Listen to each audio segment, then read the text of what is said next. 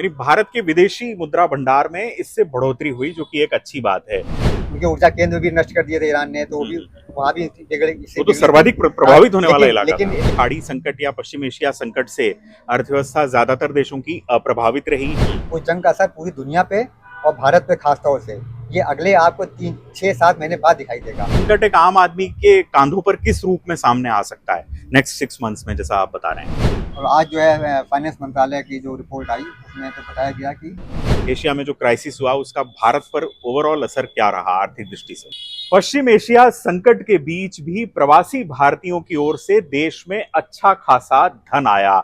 जी हां, जब अमेरिका और ईरान के बीच की जंग अपने चरम पर थी, तब भारत में आने वाली विदेशी मुद्रा की जो मात्रा है वो बढ़ गई। ये कितनी बढ़ी और इसका क्या अर्थ है, बताने के लिए हमारे साथ मौजूद हैं हमारे वरिष्ठ सहयोगी अजीत खरे, जो कि आर्थिक मामलों पर नजर रखते हैं। अजीत जी, आप कंपैरिजन करें पिछले साल से, जब जंग नहीं थी, अगर अप्रैल के महीने को हम माने कि जब जंग अपने बिल्कुल चरम पर थी, तब कितना भारत में धन आया?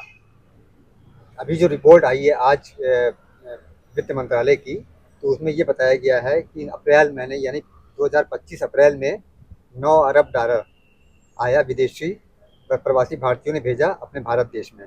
और ये जो धन आया इसके मुकाबले इस साल अप्रैल मई में 16 अरब डॉलर पहुंच गया। तो समझिए कितनी बड़ी ग्रोथ हुई है। और ये तब हुई है जब ईरान और अमेरिका की जंग चल रही थी और चरम पे थी। यानी लगभग 7 अरब डॉलर भारत में ज्यादा आए। जी बिल्कुल, ये प्रवासी भारतीयों ने भेजा अपने रिश्तेदारों को, अपने मित्रों को, अपने सभी लोगों को भेजा। वो उस धन की बात हो रही है। तो इसमें ये जो जो धन बढ़ा, ये तब माना जा रहा था कि विशेषज्ञ आशंकाएं जता रहे थे कि जब युद्ध चल रहा है तो वहाँ रोजगार की स्थिति बिगड़ेगी, खाड़ी देशों में वहाँ के लोगों की आमदनी प्रभावित होगी और भी दिक्कतें आएंगी, इसलिए उनके लिए धन भेजना भारत में मुश्किल होगा। लेकिन फिर भी उस आशंकाएं सभी निर्मूल साबित हुई और ज्यादा ही धन आया। तो ये एक बड़ी बात है और ये राहत की बात भी है। और ये देखा जाए कि भारत को भी विदेशी मुद्रा के रूप में एक सहयोग मिला, उनका भी मिला, प्रवासी भारतीयों को सहयोग मिला जो ज्यादा बढ़ गया। ये नई बात निकल के आई आज जो है। इस पूरे मामले का जो आयाम अगर हम कहें तो एक आर्थिक आयाम है और एक सामाजिक आयाम है कि अपने घरों में धन भेजा। और क्योंकि भारत में ये तो पूरे विश्व से आने वाला धन है, लेकिन खाड़ी देशों का खासतौर से आपने जिक्र किया, शायद इसलिए क्योंकि खाड़ी देशों में सबसे ज्यादा प्रवासी भारतीय काम करते हैं। बिल्कुल बिल्कुल जी। यानी संकट का जो बिल्कुल सेंटर था, तो उसके बावजूद 9 अरब डॉलर अगर लास्ट ईयर आए और इस बार 7 अरब डॉलर बढ़कर वो 16 अरब डॉलर तक पहुंच गए, तो इसका क्या रीजन आप देखते हैं? देखिए, इसके रीजन तो 2-3 है। पहला रीजन तो ये है कि उनको लगा कि एक भावना जैसे होती है कि मदद करने की, हमारा देश जो है वो संकट में थे ही, लेकिन एक था कि हमारे भारत में भी संकट है, तेल की कीमतें बढ़ रही हुई हैं, बाकी आर्थिक संकट थोड़ा सा लगा उनको, हमारे रिश्तेदारों को भी दिक्कतें आ रही है। तो उन्होंने सोचा हम अपनी कठिनाइयाँ सह लेंगे, लेकिन हम अपना बचत कर लेंगे, लेकिन यहाँ हम जरूर भेजेंगे। तो वो भावना बड़ी प्रबल हुई। जैसे आप कहते हैं एक परोपकारी भावना भी कह सकते हैं या कुछ और दूसरा नाम भी दे सकते हैं, लेकिन वो भावना बड़ी प्रबल थी कि हम बड़ी संकट रह लें, लेकिन हमारे जो रिश्तेदार हैं भारत में हैं, जो उनको कोई दिक्कत ना है, उनको आर्थिक स्थिति न, क्योंकि यहाँ भी दिक्कतें आई गई थी, आर्थिक स्थिति प्रभावित हुई थी।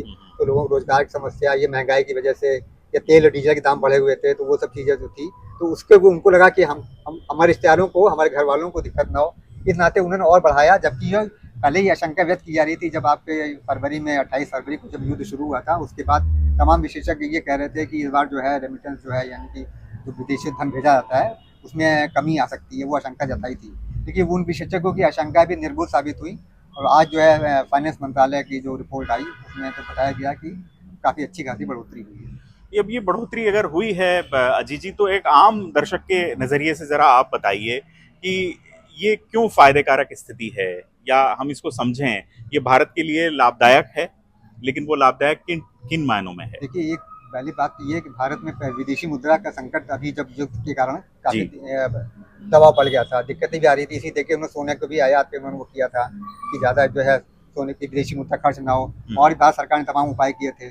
तो विदेशी मुद्रा का भंडार बढ़ाने की कवायद में तमाम जो भारत सरकार ने निर्णय किए थे, तो उसमें यह भी था कि एक तो वो निर्णय भारत सरकार ने किया नहीं, वो तो विदेशी प्रवासी भारतीयों ने किया। तो इस तरह अच्छा ही रहा भारत के लिए भी, हम लोग के विदेशी मुद्रा भंडार के लिए भी, कि जो भी अमेरिकी डॉलर में आया या और किसी मुद्रा में आया तो भारत में ही आया। तो जाहिर सी बात है कि हम लोग विदेशी मुद्रा भंडार भी इससे समृद्धि हुआ।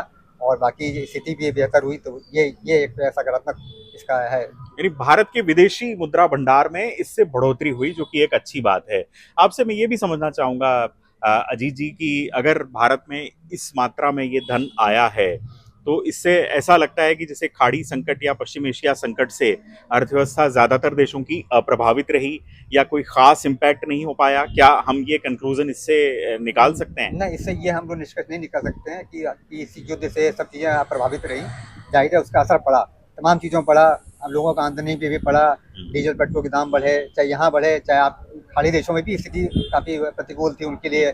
उनके ऊर्जा केंद्र भी नष्ट कर दिए थे ईरान ने, तो वो भी वहाँ भी बिगड़े। वो तो सर्वाधिक प्रभावित होने वाला इलाका था। लेकिन इसलिए कि भारत के मुकाबले वहाँ क्योंकि आमदनी अच्छी है, वहाँ की जनसंख्या कम है और प्रति व्यक्ति आय जाता है, इसलिए उसका प्रतिकूल असर वहाँ कम पड़ा। लेकिन भारत में तो जाहिर सी बात है कि सभी चीज़ों आपने देखा कि किस तरह स्थिति प्रभावित हुई। लेकिन उसके बावजूद भी हमें एक चीज़ और जोड़ना चाहेंगे, प्रत्यक्ष FDI से कहते हैं, प्रत्यक्ष विदेशी निवेश, उसमें भी इजाफा हुआ। ये भी एक सकारात्मक पॉइंट है, क्योंकि ये जो विदेशी कंपनियां हैं जो वहाँ जो बाहर की हैं, उन्होंने यहाँ भारत में की अर्थव्यवस्था पे भरोसा किया और वो इस बात से प्रभावित रहे कि यहाँ पे दबाव है और संकट में है, थोड़ी स्थिति प्रतिकूल चल रही है भारत में। उसके बाद भी उन्होंने रखा, तो ये भी निवेशकों का भरोसा भी कायम रहा। ये अर्थव्यवस्था के लिए सकारात्मक बात है। सकारात्मक बात है।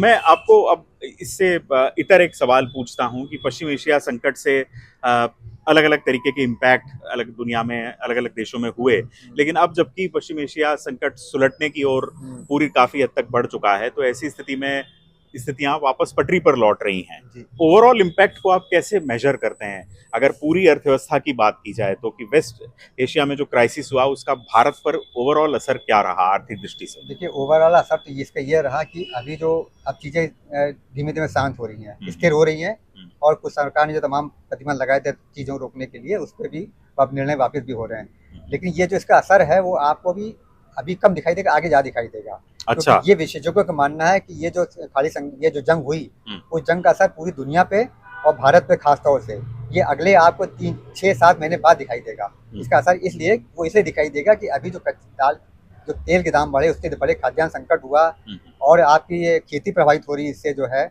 दूसरा ये जो आप फर्टिलाइजर था वो महंगी हो गई, तो वो सब चीज़ें इनडायरेक्टली वे में आपको उसका असर प्रत्यक्ष रूप से आगे दिखेगा, मतलब उसका कास्केडिंग इफेक्ट होगा, आगे दिखेगा उसको। अब वो अभी कम दिखाई देगा, आगे ज़्यादा दिखाई देगा, और उसका कोई उपाय भी नहीं है, क्योंकि वो तो आपको फेस करना ही करना है। बाकी जाहिर सी बात है कि हम लोगों को दूसरी चीज़ों में फिर आपको उपाय करने पड़ेंगे, लेकिन वो जो चीज़ नुकसान हो गई वो हम लोग को अब आगे, क्योंकि यानी वो संभावित संकट एक आम आदमी के कांधों पर किस रूप में सामने आ सकता है नेक्स्ट 6 मंथ्स में, जैसा आप बता रहे हैं?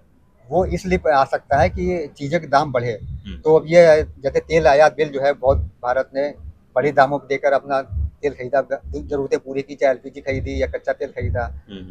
जो खाद्य संकट है वो भी इसीलिए है क्योंकि ऊंचे दाम में बिक रहा है, महंगे दाम बिक रहा है, सामान्य दिनों में तो कम रेट मिलता। तो हम लोगों ने कितनी बड़ी विदेशी मुद्रा इस पर खर्च की है।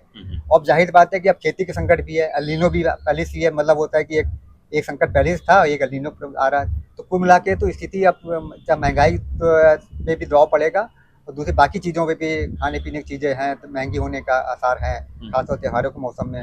और इसके अलावा जो है जो प्रोडक्शन है वो भी प्रभावित हुआ, क्योंकि तमाम गैस नहीं मिली समय से, तो तमाम औद्योगिक जो उत्पादन उसमें भी कमी आई दिखी है, उसका असर आगे देखने मिलेगा। तो ये तो जो कल पुर्जे हैं उनको बनाने में जो चीज़ें लगती हैं उसका भी गैस का इस्तेमाल होता है, उसमें भी प्रभावित हुई, उसमें भी दिक्कत आएगी, आगे दिखेगी। कुल मिलाकर जो आपूर्ति श्रृंखला है वो कई स्तरों पर प्रभावित हुई और उसका संकट आगे देखने को मिलेगा।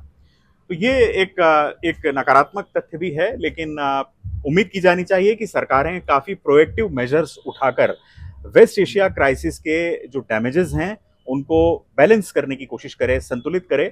लेकिन ये बात शुभ जरूर संकेत कहा जा सकता है कि वेस्ट एशिया क्राइसिस जब अपने पीक पर था अप्रैल माह में, तब भी भारत में 16 अरब अमेरिकी डॉलर आए।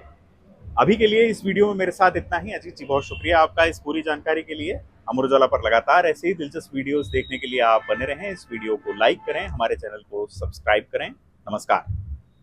अगर आप ये वीडियो YouTube पर देख रहे हैं तो हमारे चैनल को सब्सक्राइब कर बेल आइकन दबाएं, और Facebook पर देख रहे हैं तो हमारे पेज को लाइक करें।